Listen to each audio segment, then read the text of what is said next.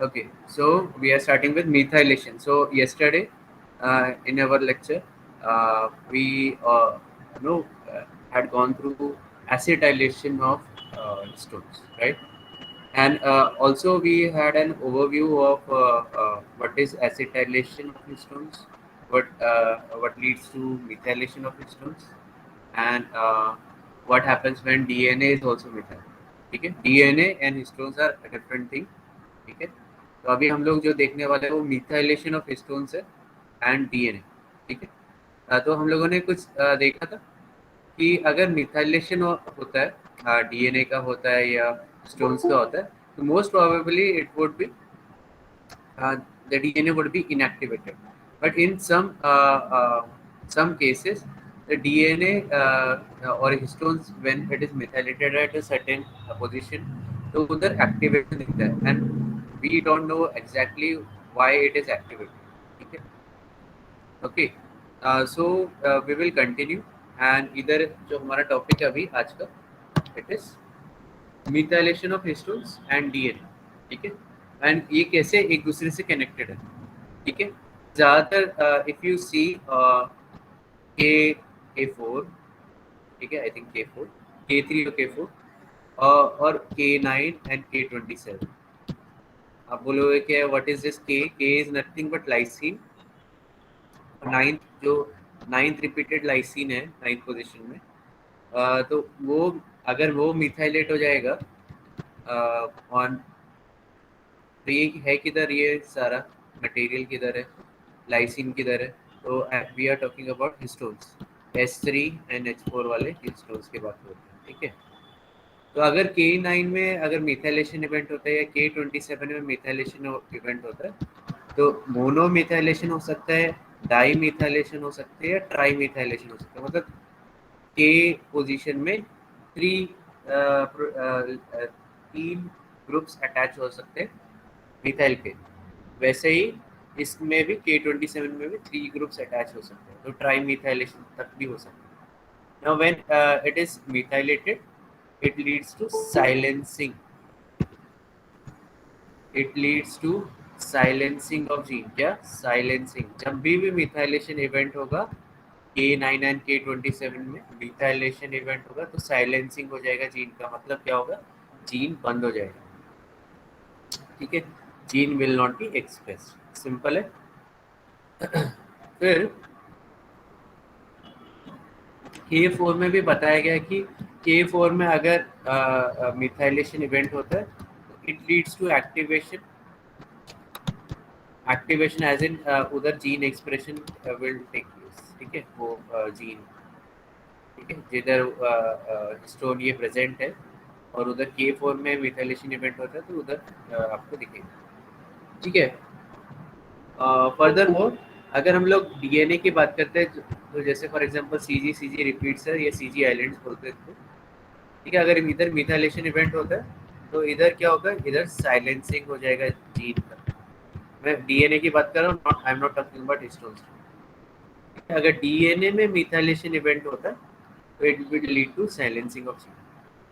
ठीक है, तो ये हम लोगों ने कल देखा था, and this would be repeated इधर.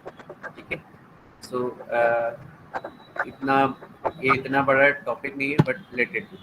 ठीक है, वी आर एट 50%. हम लोगों ने आई थिंक कवर किया है. लेट्स ओके, आगे चलते हैं. DNA methylation is associated with transcriptional inactivity. मतलब क्या होगा? इनएक्टिव हो जाएगा आपका डीएनए. ठीक है, उधर से कोई आपका एक्सप्रेशन नहीं होने वाला. ठीक है, histone methylation can be link to either active और इनएक्टिव रीजन्स. तो जरूरी नहीं कि हिस्टोन अगर मिथाइलेट होगा तो इनएक्टिव होगा, पर कहीं कहीं जगह एक्टिव भी हो सकता है depending on specific site. Specific site में अगर म्यूटेशन करो मिथाइलेशन होता है तो करता है कि वो एक्टिवेट होगा या डीएक्टिवेट होगा. ठीक है, जीन इनएक्टिवेट हो सकता है. ओके, तो टेल हम लोगों ने बात किया था. This is nothing but tail. ठीक है, टेल टेल बोला गया, आम नहीं बोला गया, टेल बोला गया. तो टेल में मिथाइलेशन होता है। और जैसे ये tail is made up of protein obviously, है ना, हिस्टोन्स प्रोटीन ही है। तो स्पेसिफिक साइट में अगर मिथाइलेशन इवेंट होता है तो it will lead to deactivation और क्या बोलते हैं आपको, बंद हो जाएगा, एक्सप्रेशन बंद हो जाएगा। तो हिस्टोन H3 या H4, ठीक है, ओके। तो इधर अगर मिथाइलेशन इवेंट होता है तो हो सकता है कि बंद हो जाए, या कहीं कहीं जगह स्पेसिफिक रीजन्स के ऊपर डिपेंड है। आगे चलते, 3 arginines in H3 and 1 in H4 are also methylated। तो आर्जिनिन को भी मिथाइलेट किया जाता है। मैंने जब बताया था तो लाइसिन तक की था, बट इधर क्या बोला गया, lysine arginine are also methylated. Okay, अब ये याद रखो, ज्यादातर जो पॉजिटिवली चार्ज अमाइनो एसिड रहते हैं वो 3 रहते हैं, हिस्टोडीन, आर्जिनिन एंड लाइसिन। तो आपने लाइसिन का कवर किया, ठीक है, लाइसिन का कवर किया, अभी आर्जिनिन का कवर कर रहे हैं। तो जो 3 आर्जिनिन्स रहते हैं H3 में उसको भी मिथाइलेट किया जा सकता है, और H4 में एक आर्जिनिन रहता है उसको भी मिथाइलेट किया जा सकता है, ठीक है। हाँ, तो लाइसिन को भी हम लोग, मैंने जैसे पहले बताया था, 1, 2 या 3 मिथाइल ग्रुप ऐड हो सकते हैं। और आर्जिनिन का अगर देखोगे तो उसमें 2 मिथाइल ग्रुप ऐड किए जा सकते हैं। मतलब कि फिर से मैं बता रहा हूँ, लाइसिन में 3 मिथाइल ग्रुप अटैच किए जा सकते हैं। तो ये अगर ये रहेगा, खाली एक रहेगा तो मोनो मिथाइलेशन, अगर 2 रहेगा तो डाई मिथाइलेशन, अगर 3 रहेगा तो ट्राई मिथाइलेशन, ठीक है। वैसे ही अगर आर्जिनिन का बताए, आर्जिनिन का क्या बोला कि उसमें 2 ही मिथाइल ग्रुप लग सकता है, मैक्सिमम 2 मिथाइल ग्रुप लग सकता है, ठीक है, ओके। समझ में आ रहा है, ऊपर से जा रहा है, बता दो मुझे, यस नो।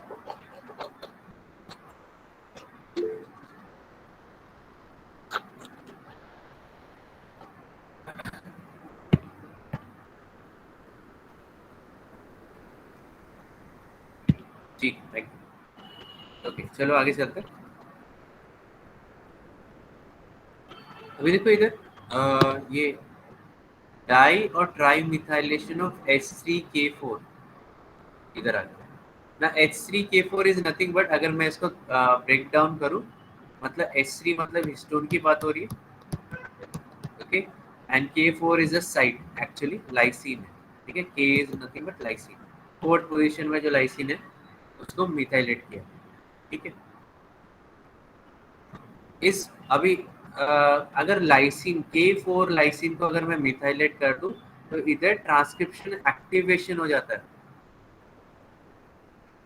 मतलब क्या, इधर जीन एक्टिव हो जाता है। क्यों होता है, we don't, I don't know, ठीक है। उसमें अभी काफी ज्यादा रिसर्च करना बाकी है कि एक सर्टेन साइट में मिथाइलेशन होता है तो एक्टिवेट क्यों होता है, और दूसरे साइट में अगर मिथाइलेशन होता है तो डीएक्टिवेट होता है, ठीक है, इंपॉर्टेंट।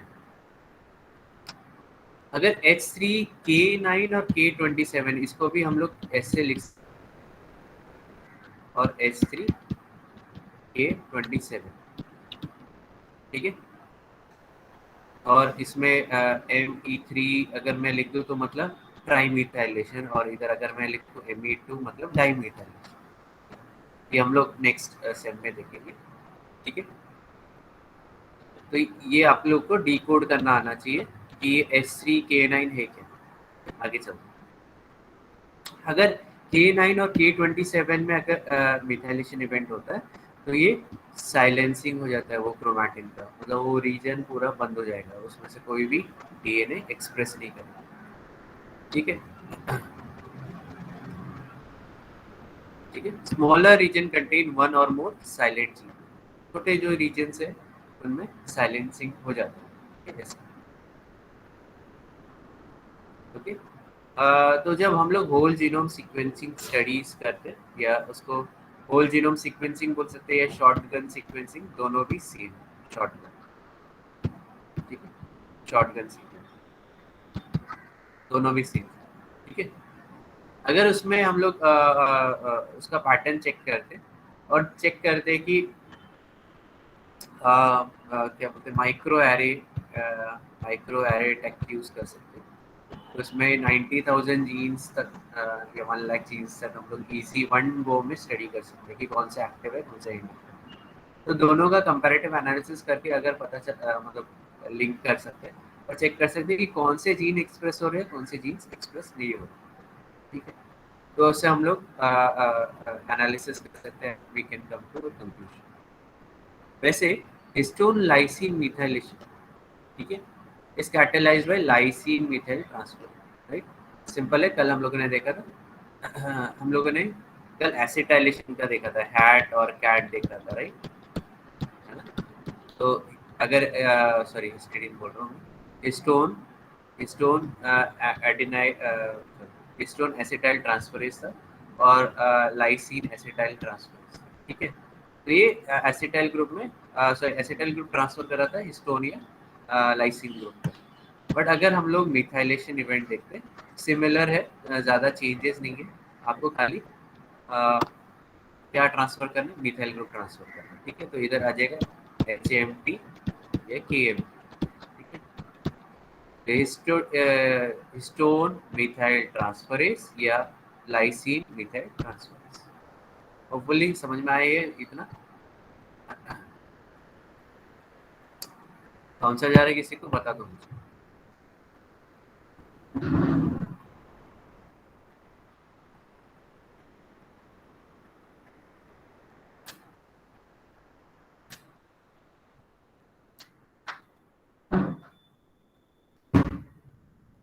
सबको समझ में आया?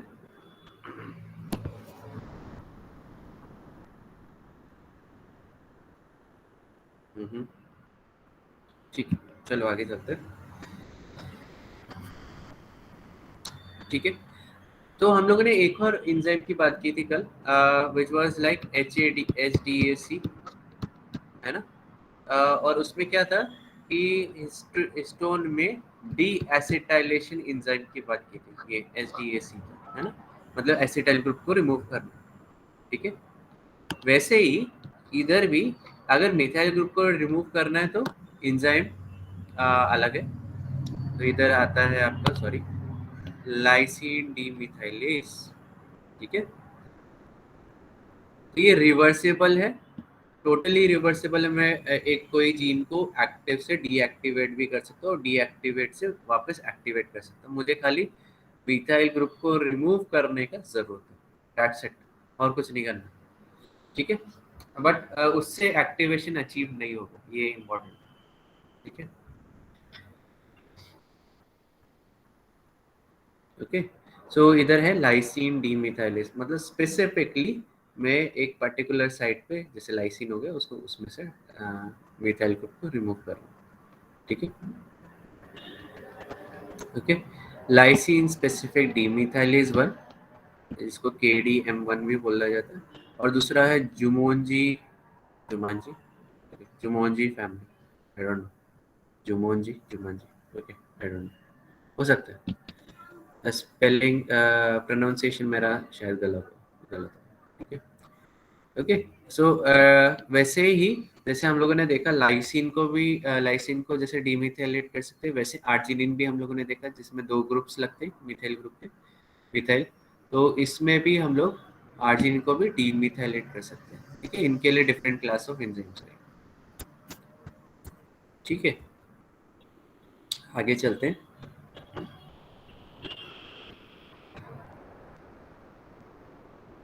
ठीक है।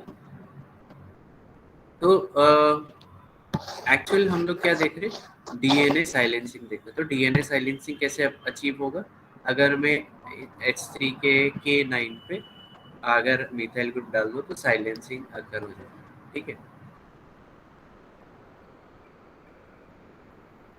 ओके, वैसे ही अगर मैं इसमें इसको समझाने के लिए मुझे इधर आना पड़ेगा साइड बोर्ड पे, hopefully it is visible.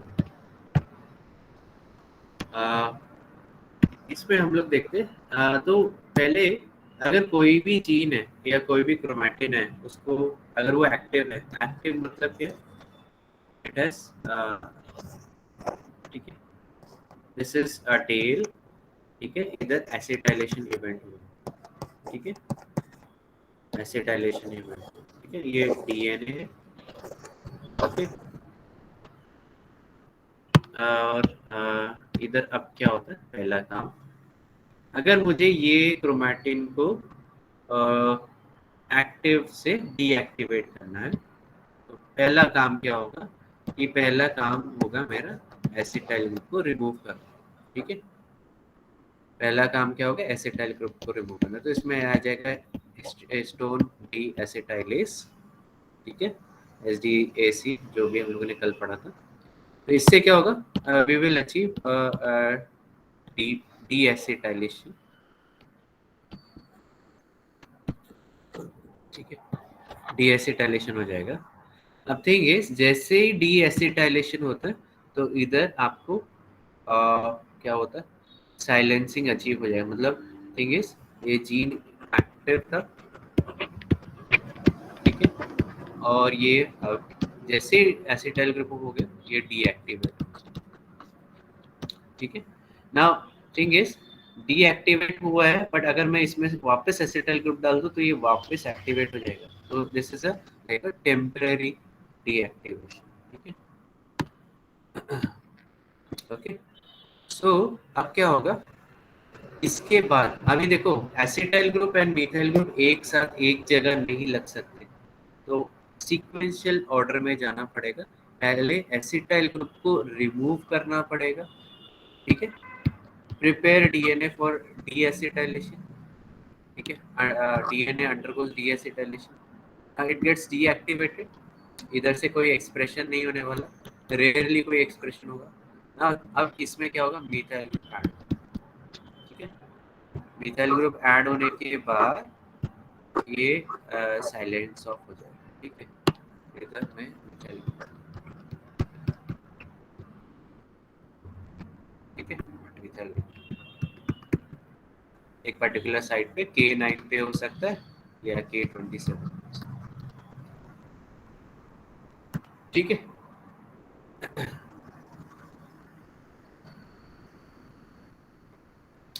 Okay, समझा ये, तो स्टेप वाइज ये प्रोसेस रहता है जिसमें अल्टीमेटली डीएनए इज डीएक्टिवेटेड, और it can be I can say it can be converted from euchromatin to heterochromatin, ठीक है, इधर हेट्रोक्रोमेटिक स्टेट अचीव हो चुका है, ठीक है, इधर से कोई भी जीन्स एक्सप्रेस नहीं हो, होपफुली दिस इज क्लियर, समझा आपको, ठीक है।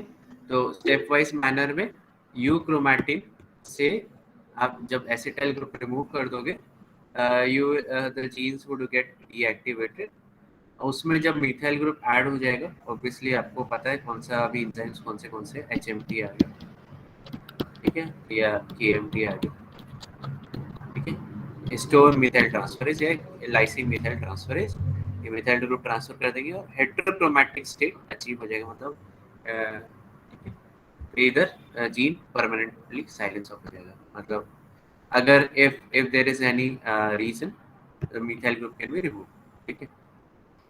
अब नेक्स्ट क्या है, अगर मुझे ये हेटेरोक्रोमैटिक स्टेट से वापस यूक्रोमैटिक स्टेट लाना है, मतलब सर्कुलर फॉर्म में, तो मुझे पहले क्या करना पड़ेगा, मिथाइल ग्रुप को रिमूव करना, इधर आ जाएगा हिस्टीन हिस्टडीन मिथाइल डीमिथाइलेज, ठीक है, हिस्टडीन सॉरी हिस्टडीन बोल रहा हूँ मैं, हिस्टोन डीमिथाइलेज एंजाइम आएगा, या लाइसिन डीमिथाइलेज आ जाएगा, या आपका अगर आर्जिनिन है तो आर्जिनिन का स्पेसिफिक एंजाइम्स रहता है, आर्जिनिन डीमिथाइलेज आ जाएगा, ठीक है। अब क्या होगा, डीमिथाइलेज हो गया तो ये हिस्टोन्स एक्टिवेट हो जाएंगे कि डीएक्टिवेट रहेंगे, अभी भी बताओ मुझे, मैंने मिथाइल ग्रुप रिमूव कर दिया, बता दो मुझे, मिथाइल ग्रुप रिमूव कर दिया है, अब मुझे बताओ जो हिस्टोन्स है ये जीन एक्सप्रेशन है बंद रहेगा या चालू रहेगा,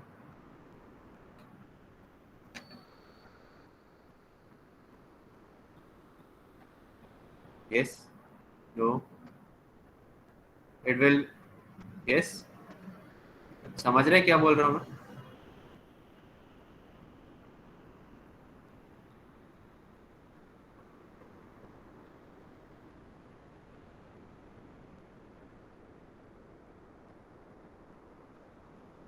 हेलो, आवाज आ रही है मेरी? एक्टिव रहेगा या डीएक्टिवेटेड रहेगा? मिथाइल ग्रुप रिमूव किया है, मुझे बताओ। ए अगर लिखना है एक्टिव तो ए लिखो, या डीएक्टिवेटेड लिखो तो डी लिखो, मेंशन करो।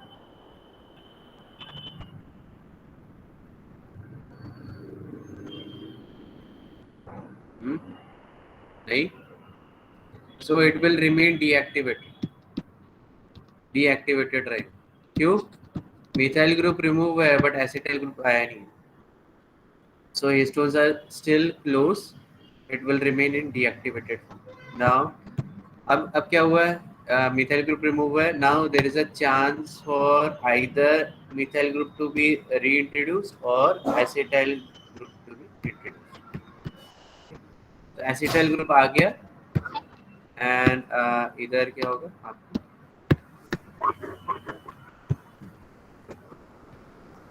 इधर एसिटाइल ग्रुप आ गया, ठीक है। तो आपको इधर अचीव हो जाएगा। जब एसिटाइल ग्रुप आ जाएगा तो दिस जीन विल बिकम यूक्रोमैटिक और इट विल बिकम एक्टिव, ठीक है, सिंपल है, ओके।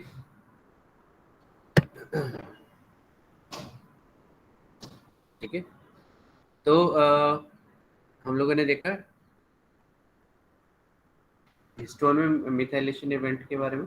अब हम लोग देखते हैं डीएनए के मिथाइल के मिथाइलेशन, डीएनए मिथाइलेशन जो कि सीजी आइलैंड्स में होता है ज़्यादातर, या कोई भी अगर डीएनए रहेगा सीक्वेंस और उसमें randomly C H three group attach हो सकता है, ठीक है, randomly C H three group attach हो सकता है, तो दिस इज मिथाइलेशन इवेंट, ठीक है।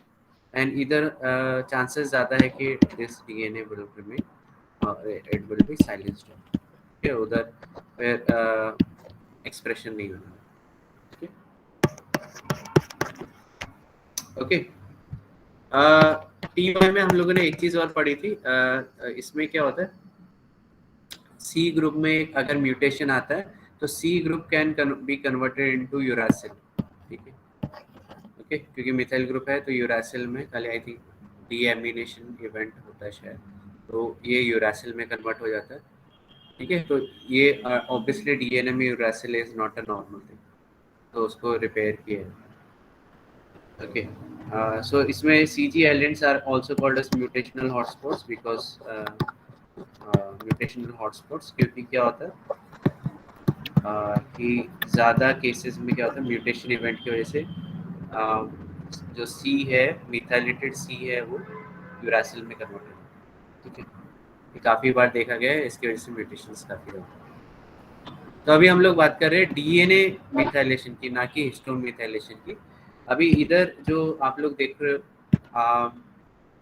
इसके लिए एंजाइम रिस्पॉन्सिबल है, दो टाइप के एंजाइम रहते हैं, डीएनएमटी 1, 2 और 3 ऐसे कुछ तो है, ठीक है। तो डीएनएमटी है, डीएनएमटी का फुल फॉर्म है डीएनए मिथाइल ट्रांसफरेज, तो ये डीएनए में मिथाइल ग्रुप ट्रांसफर कर रहा है, और हम लोगों ने देखा था हिस्टोन मिथाइल ट्रांसफर, मतलब ये हिस्टोन में मिथाइल ग्रुप को डाल रहा है, ठीक है। तो ये डीएनएमटी हम लोग इसमें नेक्स्ट सेम में देखेंगे, बहुत डिटेल में है, ठीक है। अभी हम लोग ऊपर ऊपर से जाएंगे, ठीक है।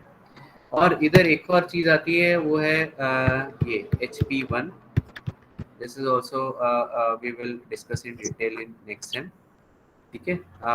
HP1 is nothing but heterochromatic protein, मतलब क्या, ऐसा प्रोटीन जो कि हेट्रोक्रोमैटिक स्टेट को प्रोपोगेट करता है, मतलब क्या, कि जिधर भी वो प्रोटीन बाइंड करेगा उधर जीन बंद हो जाएगा, ठीक है। तो इसलिए उसको बोला जाता है हेट्रोक्रोमैटिक प्रोटीन, हेट्रो मतलब आपका या जो इनएक्टिव स्टेट में क्रोमैटिन में, ठीक है, ओके।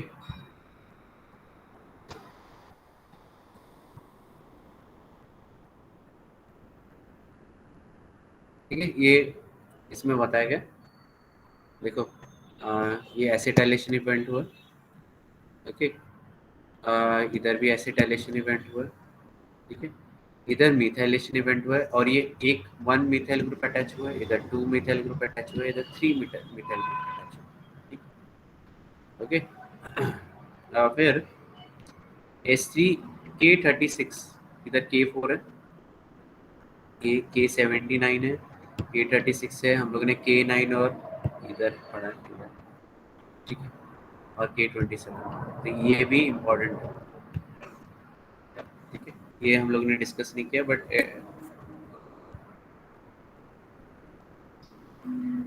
ठीक है। फिर एक चीज और आती है, it would be concluded in like 2 or 3 minutes और सो, ठीक है। तो प्रमोटर एक्टिवेशन की बात करें, मतलब अगर प्रमोटर एक्टिवेटेड है तो ऑब्वियसली आपका जीन एक्सप्रेस होने वाला है, अगर प्रमोटर इनएक्टिव रहेगा तो आपका जो बंद रहेगा, मतलब जीन बंद हो जाएगा। तो इधर क्या, एक्टिव क्रोमैटिन जो है एसिटाइलेटेड रहता है, मतलब क्या, you chromatin is always acetylated.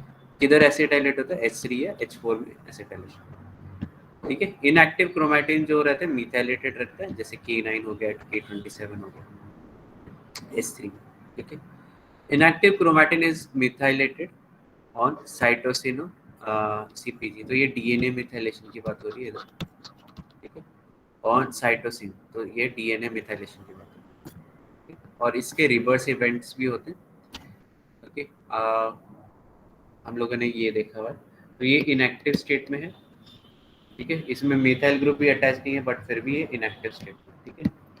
जैसे ही एसिटाइल ग्रुप हो जाता है तो ये एक्टिव स्टेट में कन्वर्ट हो जाता है डीएनए, ठीक। वैसे ही अगर इधर देखोगे तो ये मिथाइल ग्रुप अटैच रहती है, इनएक्टिव स्टेट में, ठीक है। और जैसे ही मिथाइल ग्रुप रिमूव होता है तो there is a chance to become activated, ठीक है। तीसरा ऐसा है कि आपका डीएनए इज मिथाइलेटेड और डीएनए से मिथाइलेशन निकल चुका है, तो ये जो डीएनए है now it will become active, ठीक है। तो यही दे रखा है, एंड इतना डेप्थ में पढ़ने का जरूरत नहीं है, ठीक है, ओके।